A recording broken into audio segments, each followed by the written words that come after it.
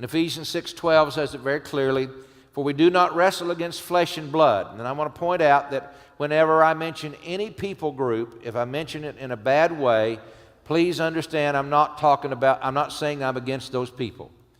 If I mention Mormons, Muslims, Masons, I'm not against the people. God's not against the people.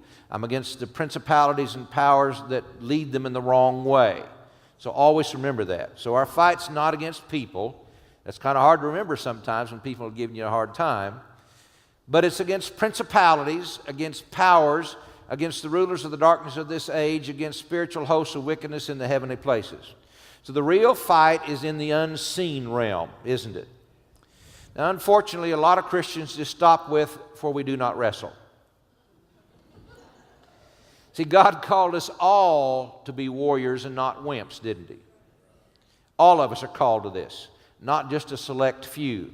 Although God can do a lot with a select few, can't He? You know, for example, our military is a very small percentage of the total population, but thank God in the natural that military keeps us safe. It's God that keeps us safe, but thank God for the military. And in the military, there's a small subset called Special Ops or Navy SEALs, that kind of thing, that are special training.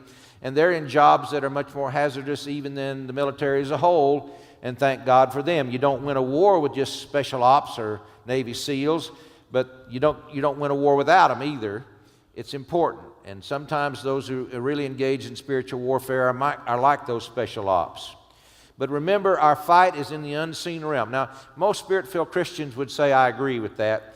But does your life reflect that? Are you doing anything about that unseen realm? It's important that we do. Now, in the rules of warfare, because we're in warfare and the Bible talks about it a lot, the first two rules of warfare are to know yourself and to know your enemy. Now, there's more rules than that, but those, if you don't know yourself, if you don't know who you are in Jesus, if you don't know the Word of God, you're going to have trouble if you're not trained well. And also know your enemy. See, our military knows that.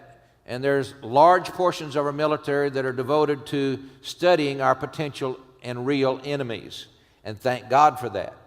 Some people stick their head in the sand and say, well, you know, there's no fight because Jesus defeated the enemy at the cross and now there's no spiritual warfare. Well, then why did the Bible say resist the devil and he will flee from you in the New Testament?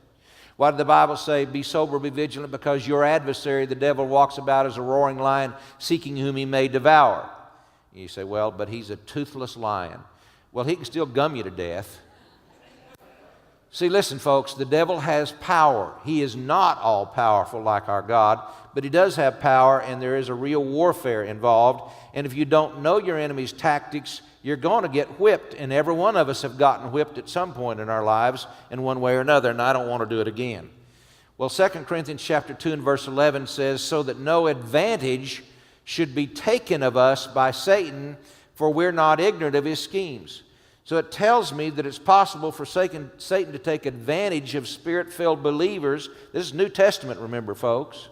It's possible for him to take advantage of believers, and if we don't want to be take advantage of, then we better not be ignorant of his schemes or his tactics or his plans or the way he does things. You remember, he's been at it for a long, long, long time.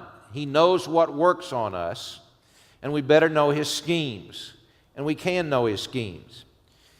And part of his schemes is to disguise himself. In 2 Corinthians chapter 11, verses 14 and 15, it says, no wonder, for even Satan disguises himself, because he doesn't come to you as Satan. He's, you know, with a pitchfork and a long tail, and, you know, red horns and all that, and says, I'm the devil, worship me. He doesn't do that kind of stuff. Well, maybe he does sometimes to some folks, but he doesn't. He knows he has to disguise himself. So he disguises himself how? As an angel of light. And I'm going to show you a lot of illustrations how the enemy disguises himself as an angel of light and even deceives many Christians into thinking, well, this is a good thing. No, it's not. He looks like something very good, an angel of light. As a matter of fact, the word Lucifer means light bearer. So he looks really good. Looks like an angel of light. And verse 15 says, therefore it is not surprising if his servants, because he does have servants, also disguise themselves as servants of righteousness, whose end will be according to their deeds. The enemy's servants disguise themselves as servants of righteousness. Well, they look really good.